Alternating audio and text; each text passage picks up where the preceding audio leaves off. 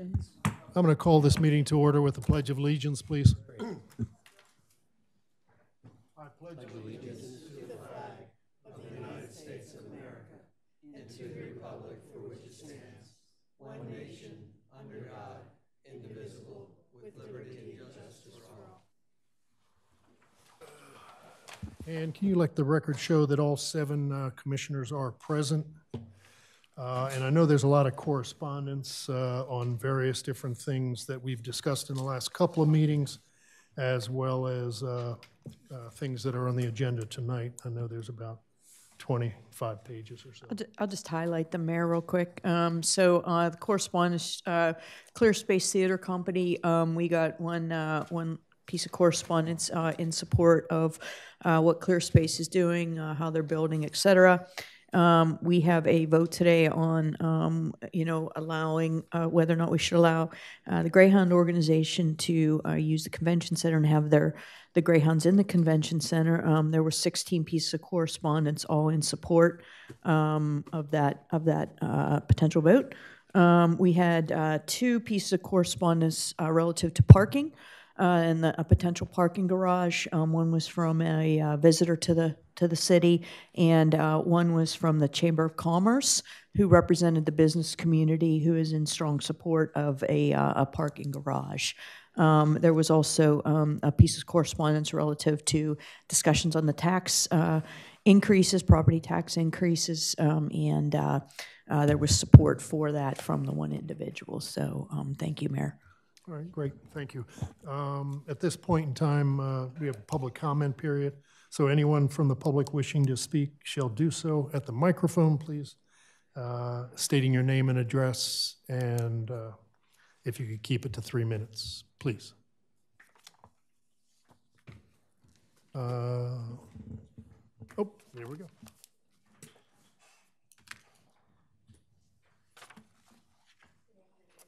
My name is Carol, C-A-R-O-L, Dillon, D as in Daisy, I-L-L-O-N.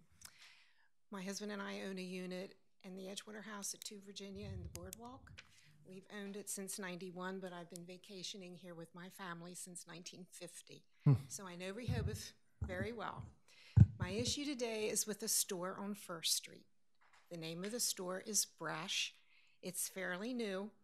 It was brought to my attention last summer by some other vacationers about the offensive merchandise they have displayed in their window.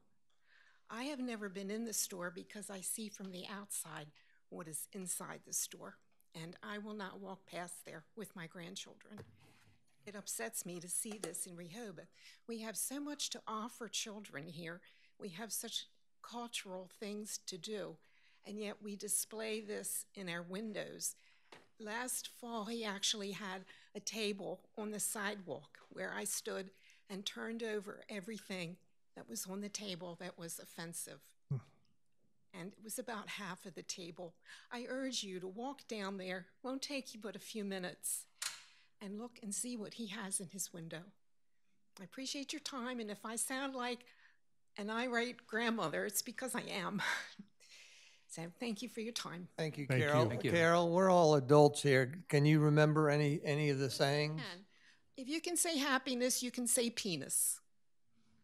My grandchildren don't need, they can read when they're 5. They don't need to walk past a store and see that. All right. Thank you, Carol. Thank you very much. Anyone else?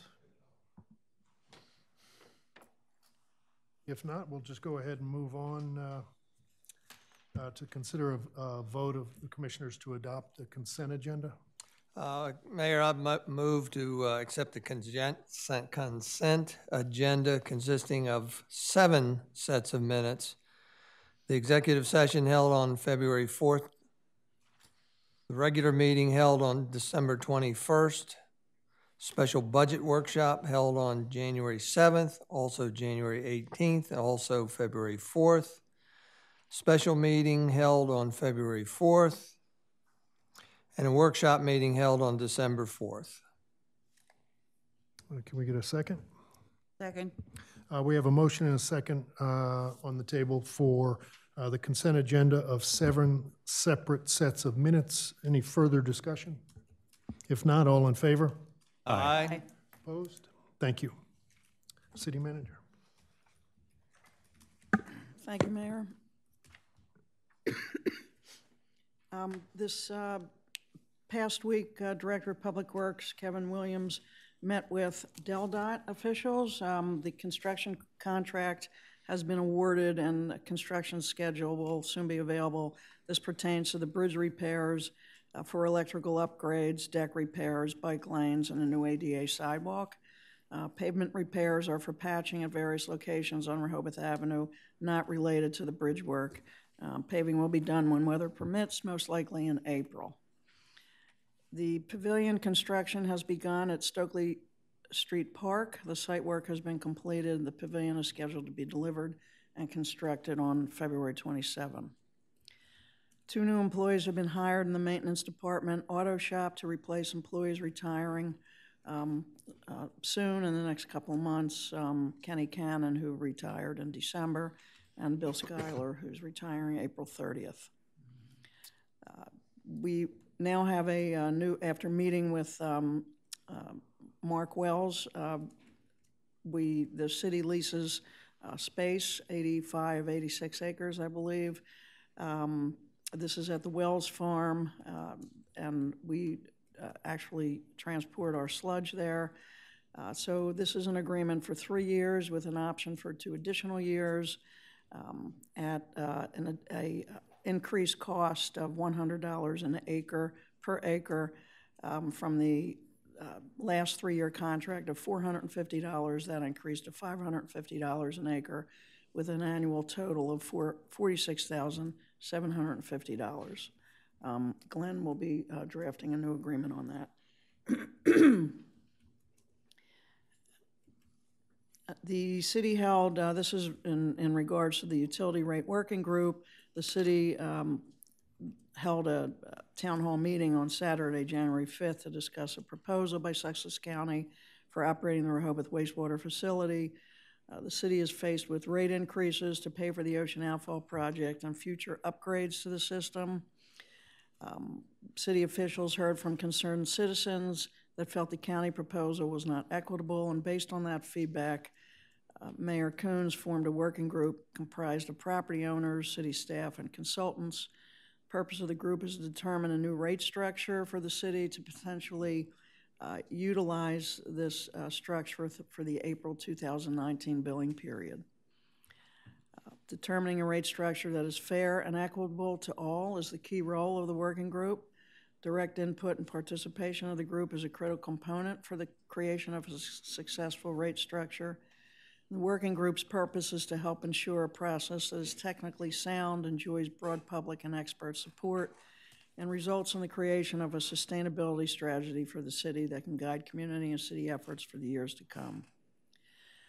The city is now moving forward with the Attorney General's recommendation that we received on February 11th, that the working group complies with open meeting requirements in the future. The next working group meeting is next Wednesday, February 20th at 1 p.m.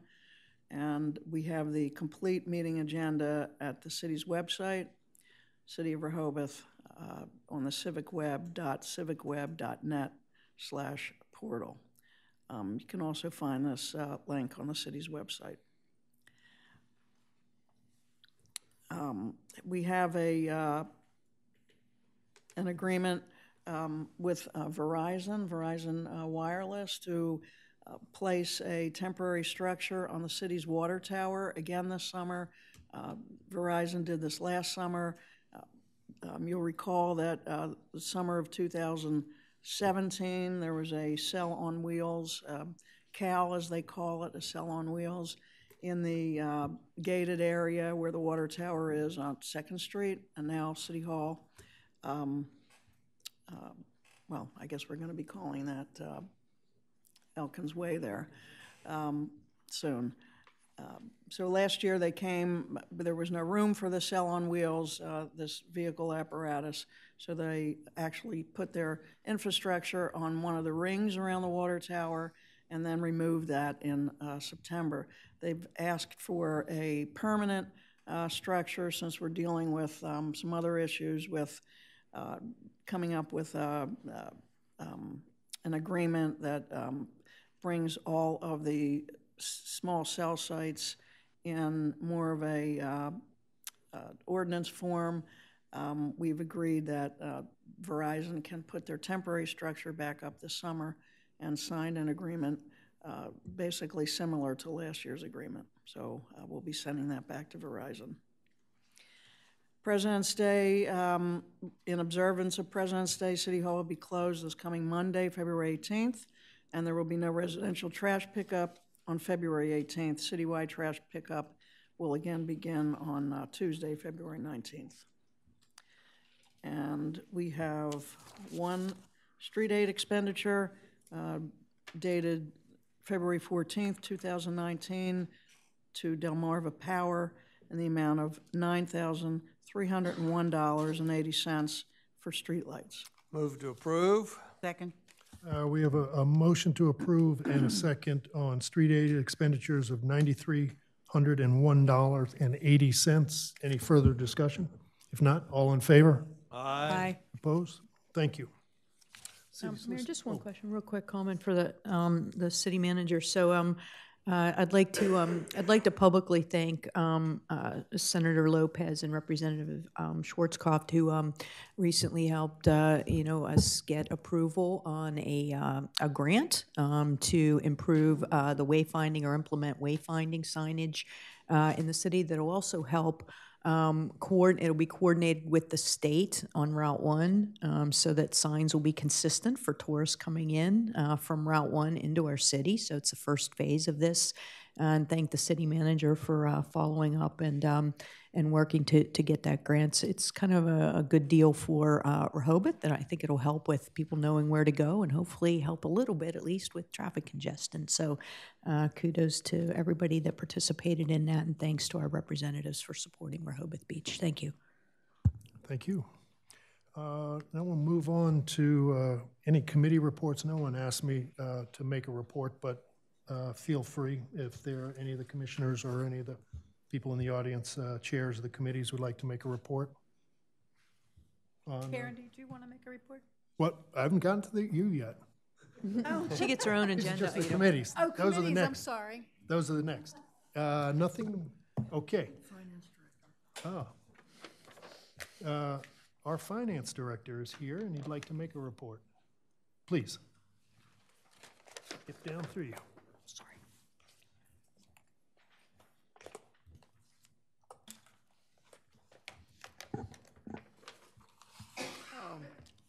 I believe that Sharon asked me to comment on the audit report that was approved by the audit committee for the year ended March 31st.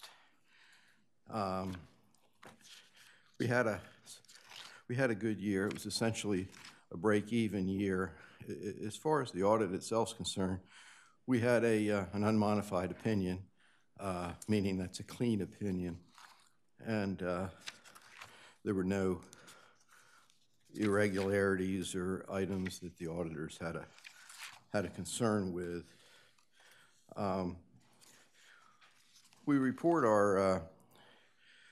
our financial position several ways. We have a short-term look, which is basically focusing on the individual fund statements. General fund being our largest, and we have two major funds, the wastewater and the water fund. But basically looking at the statement of net position for the city for the year ended March 31st, our net position citywide increased from $58 million to $59,700,000. And basically what that means is that the spread between our total assets and our total liabilities increased by that amount, and as did the difference between revenues and expenses.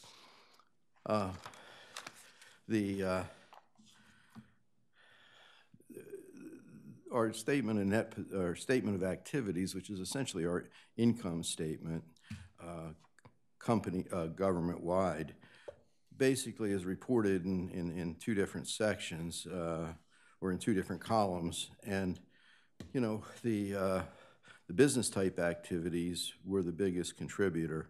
The change in net position for the business type activities, $1.7 million. Basically, that's revenue in excess of expenses. The governmental activities were essentially a break even, negative $46,000, which really, that can be one single invoice, so it's essentially a break even. On our fund reporting, and let me back up and just make a statement there. In the city's audit report, one of the most important pages to look at is the reconciliation between the fund balance and the net position. In other words, these are essentially two different measures of net worth. One is a short-term focus, and one is more comprehensive. So if any of you have a copy of the audit report, which I think you all do, page 16 shows a reconciliation between our governmental fund balances and our statement of net position. And essentially, about 10 years ago or more, the Government Accounting Standard Boards came up with an idea that we should present our financial position in several ways. And it sort of is, for accountants, it's fine, but for I think the general public, it can be a little confusing because you got essentially two different measures of income, and one's includes all your activities. What they would treat, for example, in the fund reporting, you're looking at capital outlays are essentially an expense. Well, most businesses, if they were buying assets, they're putting them on their balance sheet and recording depreciation. So there's some differences in how they're reporting, but one's focused more on short-term liquidity. So if you care to look more deeply into the statements, then I would look at those reconciliations that are right after the financial statements.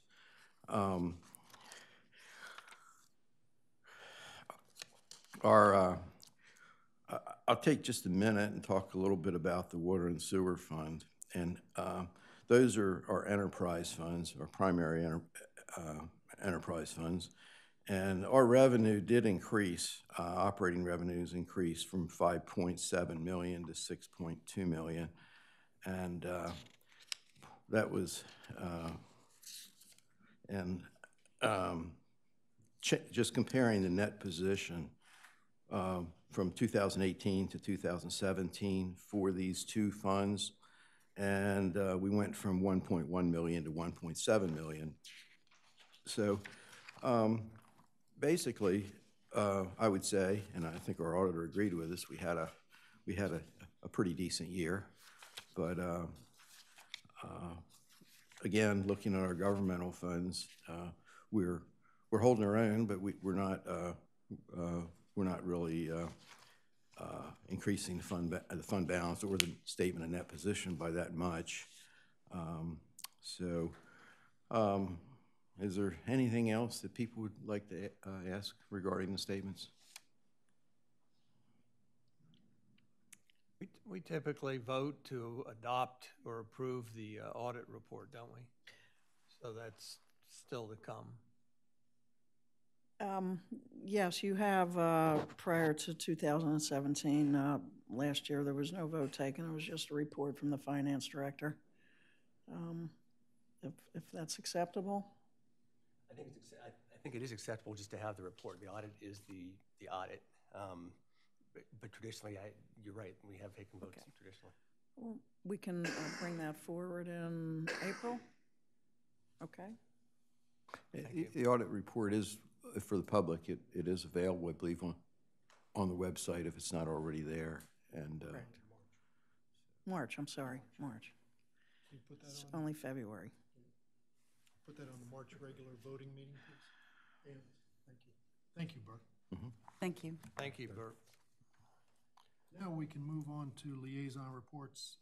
First, I've got the Chamber of Commerce, but Carol didn't ask to be on. I know there are a couple things that are actually in the jacket about the comments that you've had via your surveys, and I think all of us saw those. Karen, Main Street, please.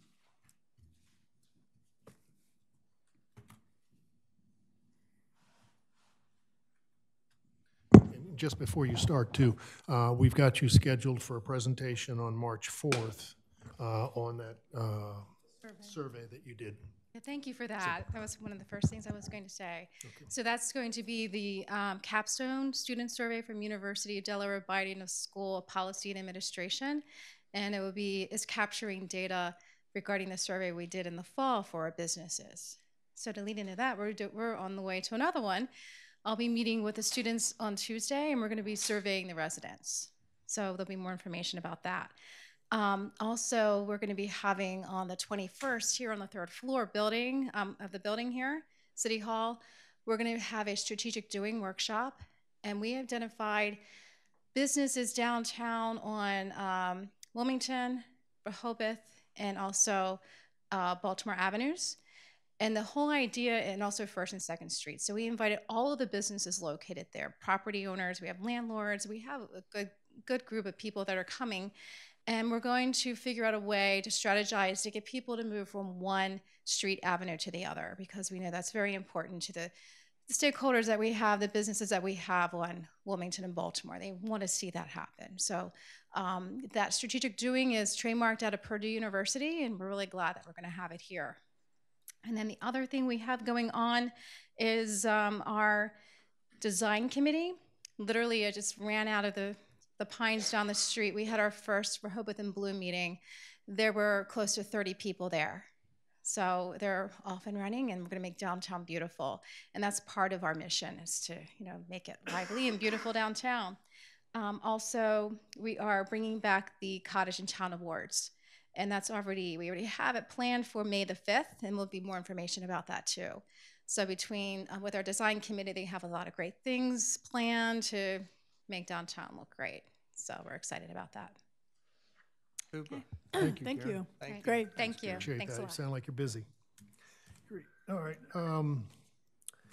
On the next, we're going to move into old business, and the first thing on the agenda is discussion and reaffirmation of the Park and Shade Tree Commission's decision regarding property located at 318 Country Club. If the commissioners don't mind, and I know you all are here in the audience, Max Walton, who is the attorney, is on his way here. He's going to be a little bit late, and so what I'd like to ask if we can move that down the agenda to the bottom, and I don't think it'll be that long. But just so he's here in case there's any legal situation. If he's not, then we'll take it from there. Is that okay with everybody? Fine. Yes. Okay, great. So we'll move right into B, which is consideration and vote on rental of the Rehoboth Beach Convention Center for the annual Greyhounds Reach the Beach event to be held on October 10th to 13th. Commissioner Schlosser, if you want to talk to us about that.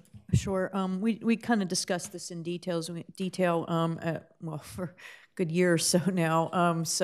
But most recently, the Greyhound Reach Beach organization came in at our last meeting and gave a presentation on what they would like to do and why they would like to specifically not only rent the convention center but allow for the their greyhounds to actually be in the convention center during their convention. They hold a lot of learning sessions. They hold a lot of seminars in the building, and this particular organization and this type of dog really does require to be kind of with their owners. And there's many other reasons that the owners have the dogs with them at all times. So they came to us and said, hey, we would like to use the convention center. We'd like to allow the greyhounds in the convention center at our annual convention this October. So two committees that are part of our city governance process, the Animal Welfare Committee as well as the Bandstand Special Events Committee endorsed allowing the Greyhound Reach Beach organization to have both rent the convention but also allow for the pets to be in the convention center during the convention. And we've had a lot of discussion here and a lot of feedback. We had 10 letters of support just came in for this meeting from different folks. We also had some new information presented by the head of the organization from other venue managers who basically said, look, we've been hosting this organization for, in some cases, decades, and we have absolutely never had a problem, never had an insurance claim, never had any type of cleanliness issue with the dogs. So where we are right now is we'd like to consider allowing them. We'll go through a formal motion, but the folks from the committees that endorsed this basically endorsed it with saying, yep, let's allow the Greyhound organization to use the convention center, allow the dogs in with a couple of considerations and requirements. One, that there's insurance, that the organization has insurance. Number two, that the organization helps ensure the cleanliness and pay for any cleaning, after the event. And three, that we have this as a one-time event for now, but evaluate how it went, make sure everything lived up to kind of what we would anticipate in terms of cleanliness and everything with having the Greyhounds in our building. So that's where we are. That's where we are today. And I don't know if anybody else wants to bring anything up. Dick, I know you're the chair of the Animal Committee. I don't know if you want to underscore anything I've said or reiterate anything. Sure, I'm very happy to speak in support of a motion yet to be made, correct? Yes, correct. Okay. Last April 30th, the Animal Issues Committee, and I chair that committee, had a thorough discussion of this situation and voted 5-1 to support the motion that you'll hear in a few minutes, based on several criteria. And the criteria were that the committee is supportive if the following are met: that one, the kitchen is closed; secondly, there's no food sold in the convention center during the event; thirdly, that there be a cleanup crew on hand at all times; and fourthly, that the event be thoroughly evaluated to determine a path going forward. And the committee has not changed its mind. When I was in the audience last summer, I presented these findings. I think there was a vote then that was, and so it's coming back up, and the committee sees no reason for this event not to take place if it meets these criteria, and with a thorough evaluation, we can determine after the October event where we go in the future with this specific event. I'm chair of the bandstand committee, so I'll represent them. The vote was unanimous to allow the Greyhounds in the convention center with the same conditions as the animal welfare group also laid out. So that's the second committee there. So I don't know if there's any other discussion at this point. Anybody? Okay. Then I would like to make a motion to allow the Greyhound Reach the Beach organization to use the Rehoboth Beach Convention Center and to bring their dogs into the convention center as part of their annual convention this year, with 3 criteria being imposed. One, that the kitchen be closed and no food be served. Number 2, that there's a cleanup crew on hand throughout the event and afterwards to clean up. And 3, that we then evaluate post-event to determine the path forward with allowing the Greyhounds and other, the Greyhounds in the convention center going forward. I second. We have a motion and a second to approve the consideration of a vote, or excuse me, consideration of renting the Rehoboth Beach Convention Center for the annual Greyhounds Reach the Beach event to be held on October 10th to 13th of 2019. Any further discussion? I think you want to clarify and allow them to have the Greyhounds in the convention center, Mayor. Yeah.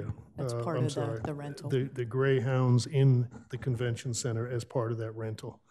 And before I call the vote, I just want to give you my point of view.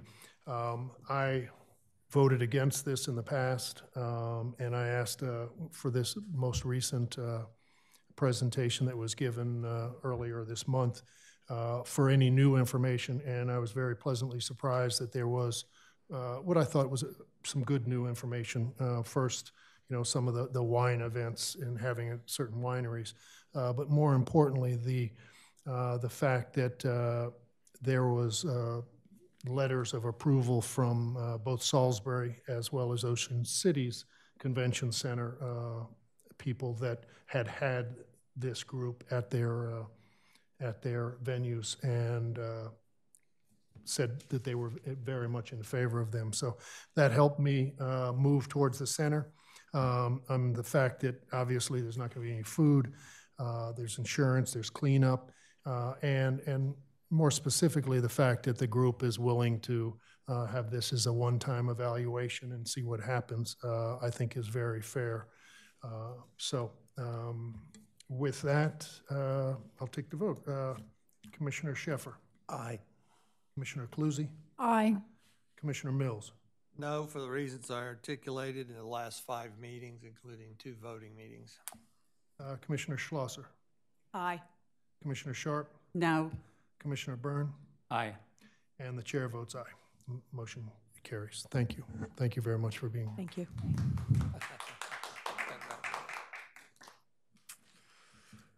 We're going to move to the next, which is new business. A, consider and vote to amend the business license year in section 120-8 of the city code.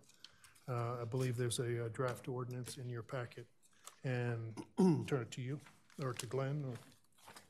This is just a continuation of the last ordinance that you saw. There was an omission, so we clarified that, and Mr. Mandelis included that this time. Right, so section 120-8, which is license year, used to read the license year, or does currently read, the license year shall begin with July 1 and end with June 30 of each calendar year. License fees shall be due and payable to the city manager prior to the beginning of a given license year. That would change now from July 1 and end with June 30th to January 1 and end with December 31st, consistent with the rest of the chapter amendments that we made. And that would start last month? That's what... Is that the way we Yes. implement? Yeah. Yes. Well, I'd like to make a motion that we vote to amend the business license year in section 120-8 of the city code. I second. We have a motion and a second on the table to amend section 120-8 of the city code for the license year from July 1 and end June 30 to January 1 and end with December 31. Any further discussion? I'm just wondering if we have vetted this with the licensees and if there's been any issues or concerns with the shift in the date.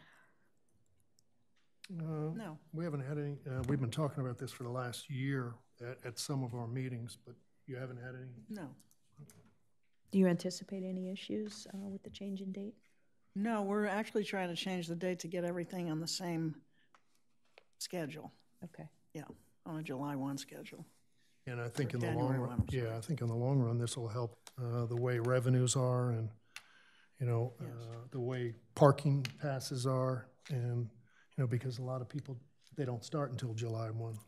But the business license holders right now are not aware, have not been explicitly told we're voting on this or know of this particular amendment at this point in time.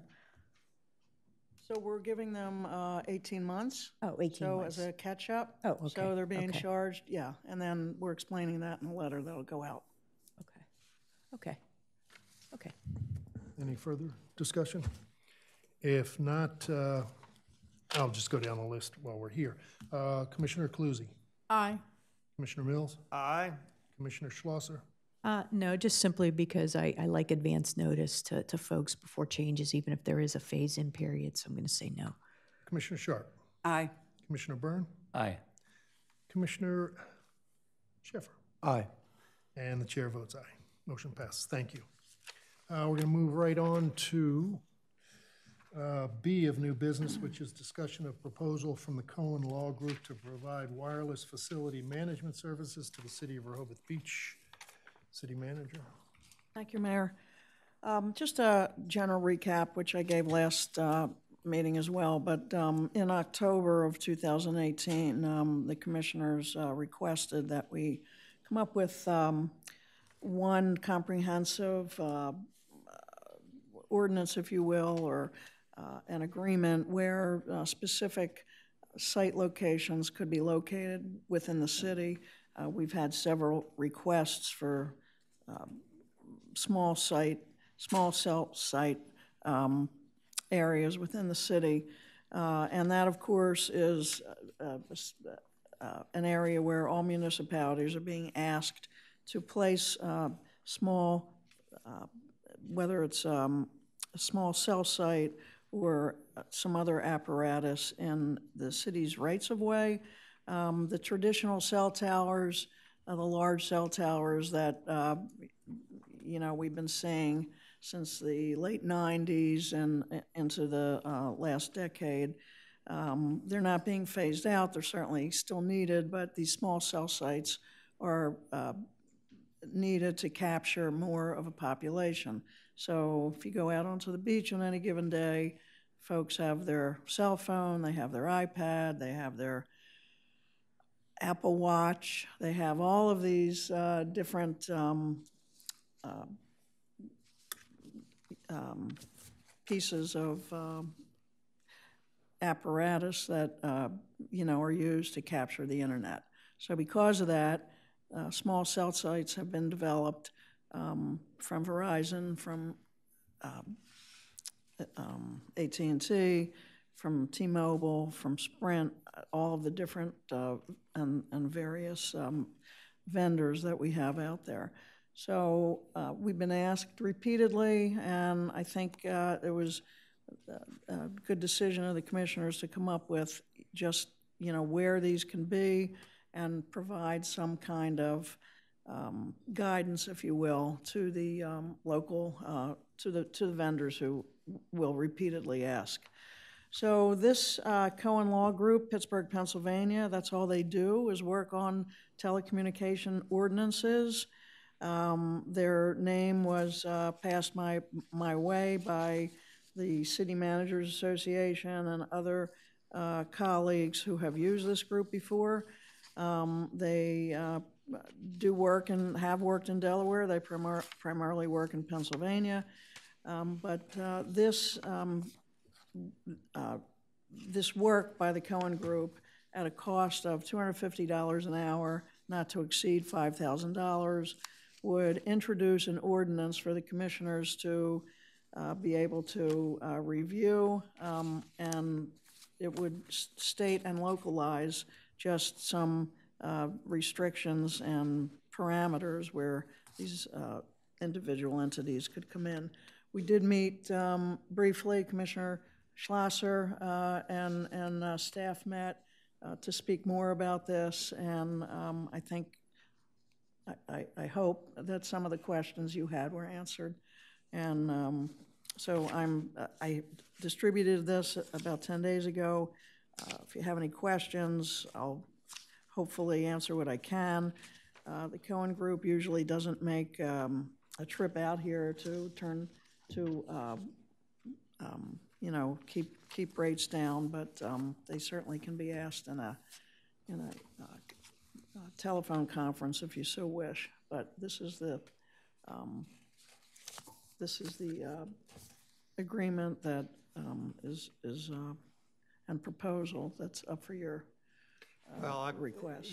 We've had conversations about the wireless towers proliferating, et cetera, and we've even put AT&T on hold, et cetera. So to me, this needs to have been executed yesterday. And so I would say let's put this on for a vote as soon as we can.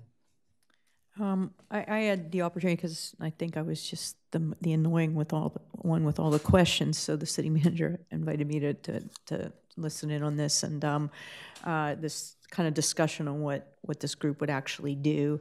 So I just want to kind of underscore a few points, and I appreciate the city manager and her staff kind of leaning forward to do this. We would be kind of one of the first municipalities to actually put in place an ordinance that complies with some of the new federal laws regarding telecom providers coming into the municipalities. I'd like to say that this is a really big opportunity for our town. Because what this will ultimately give us once we do get an ordinance and standards in place is access to the latest wireless technology. Probably most folks have heard of it referred to as 5G.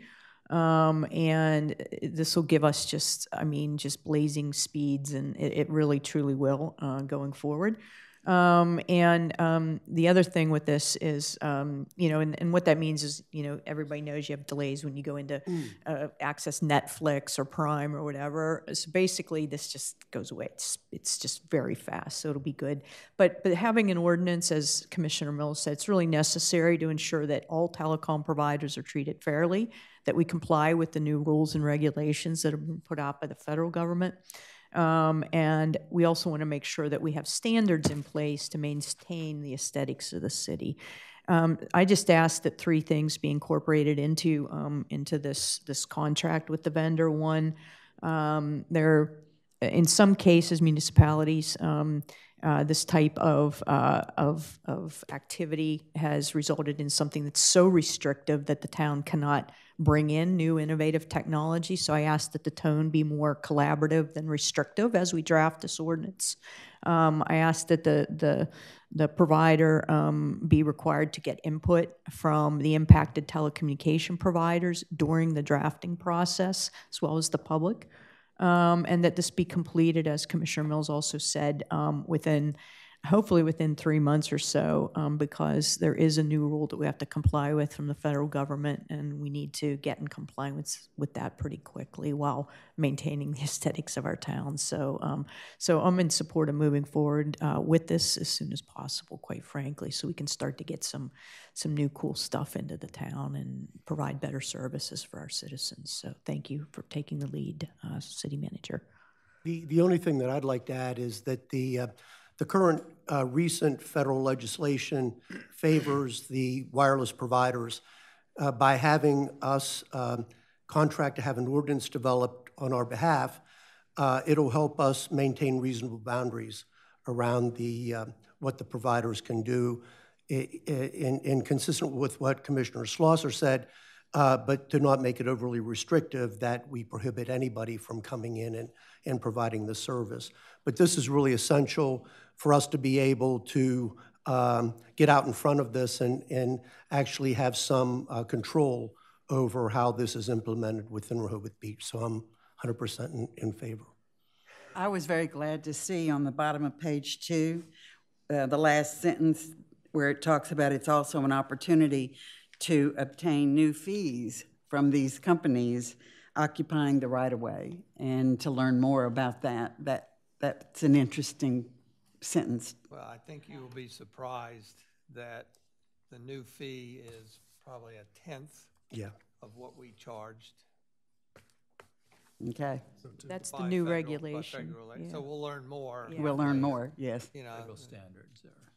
But I think what's important, just real quick on that, I think that proposal might have been submitted before the new regulation, because the fees are actually very, very, very limited that we can impose. However, you do have the opportunity to work with the wireless providers for them to invest and offset your costs to bringing in these new small cells. So we have a really neat opportunity to maybe improve some of the aesthetics in our town as we're going forward. At least we have the opportunity to talk that through with some of these providers. So it's really a neat opportunity. So I look forward to getting going here.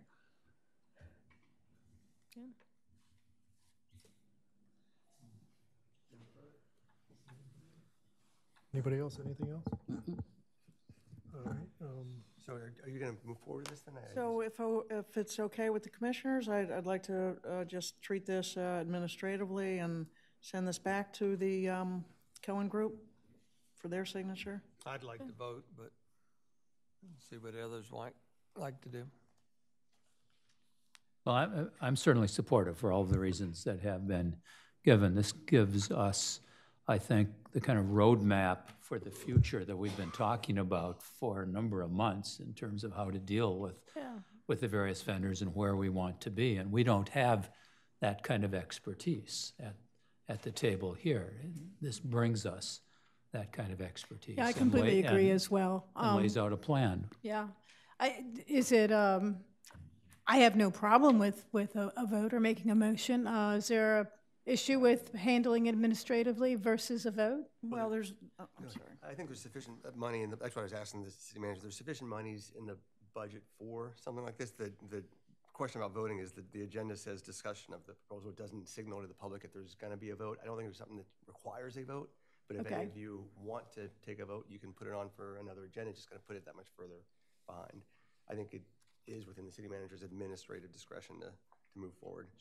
I certainly would like to see her move forward. Me too. Yes. Sharon, the only thing I'd like to do is make sure the contract covers those 3 areas we all discussed, you know, that the tone's right in the ordinance, that they do work with and get the input from the telecom providers, and that it's completed within a certain period of time. So I'd just like to make sure that's incorporated into the contractual agreement if possible.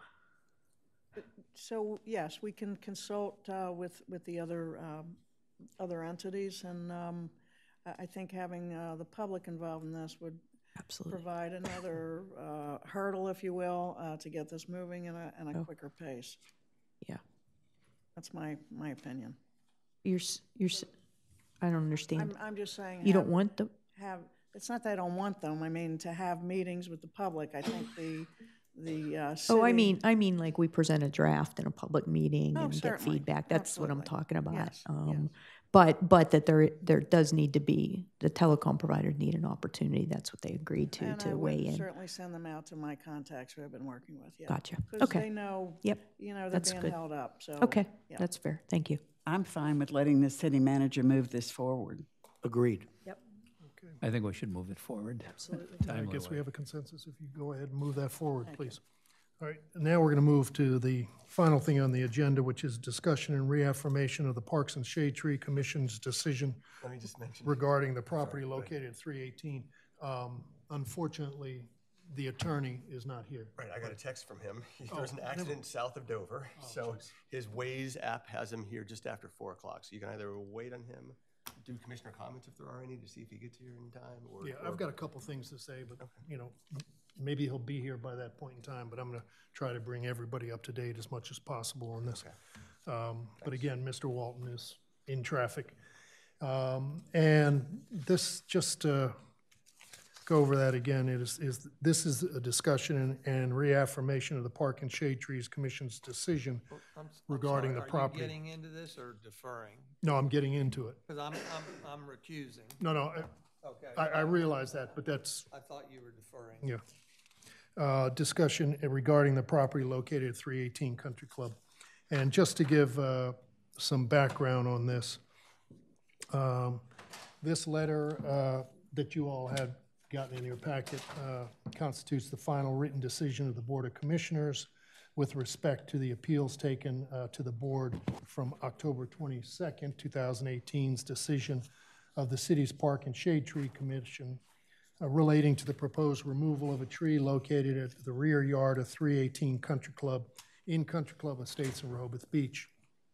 If you all recall, at the Parks Commission appeal was heard by the Parks Commission at October 22nd, 2018. At that Parks Commission hearing, the Parks Commission determined that, number one, the denial of the application of the department was in error, and the homeowners are permitted to remove the tree. And number two, mitigation in the form of replanting of one tree on the property is required. And number three, the homeowners are required to pay a $3,500 fee in lieu of mitigation. And then there was an appeal hearing. The appeal hearing was convened at City Hall in front of the commissioners with the following board members in attendance: myself, Paul Coons, Commissioner Lisa Schlosser, Commissioner Richard Byrne, and Commissioner Tony Sharp. The board was represented at the hearing by Max Walton, Esquire. And basically, there were two issues. Number one, should the Parks Commission decision to permit removal of the tree be affirmed? A motion was made, and the motion passed by a vote of 3 in favor and 1 against to allow the property owner to remove the tree. And then the second issue would be, should the Parks Commission decision to impose a $3,500 fee in lieu of mitigation be affirmed? There was a motion made and a vote taken, and the vote was 2-2. Therefore, the decision of the Parks Commission with respect to the imposition of a fee in lieu of mitigation in the amount of $3,500 stood, and the board will make no additional findings. So basically, this is just a reaffirmation of what took place. I'm only going to ask the 4 commissioners that were here to vote on this once we do get a motion. And again, you know, I'm sorry Mr. Walton's not here, but I think I've covered everything. Yeah, just to remind everybody that Max did represent the Board of Commissioners. I represented the Planning Commission, so I can't advise you on this. You represented the Park and Commission. Shade. I'm sorry, the Park and Shade Tree Commission, right. So I can't advise you in any way on your decision on this, but the mayor seems to have covered it. Okay. I hereby move to adopt and approve the findings set forth in the draft written decision as the findings of the commissioners, and I further move to adopt the draft written decisions as the final decision of the commissioners for the appeal held on December 20th, 2018, and authorize the mayor to execute the decision on behalf of the city. Second.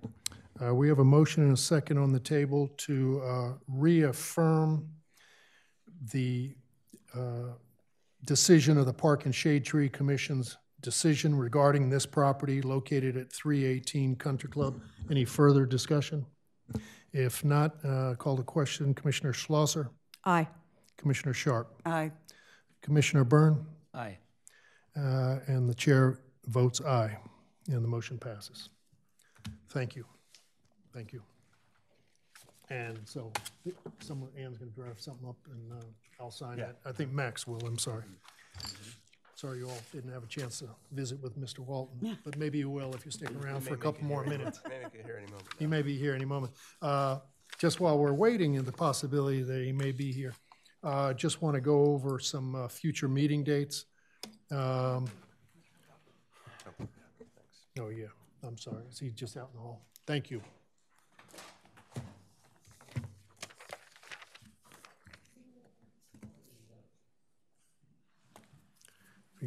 We're going to bring Commissioner Mills back in.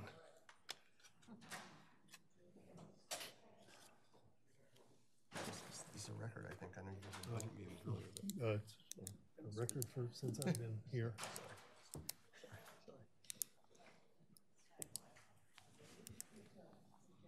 Okay, these are just future meeting dates. Just a reminder, on the 4th, March 4th, on Monday morning at 8:30, we're going to have a special meeting to discuss and vote on the changes to the personnel ordinance. And then on the 4th at 9 o'clock, we have our regular workshop, and that agenda will go out in the next couple of days. And then on the 4th of March, again at 1 p.m., we'll have our budget meeting, and I think we've scheduled some people to come in, or we will be scheduling some people to make a couple of presentations from the nonprofit side.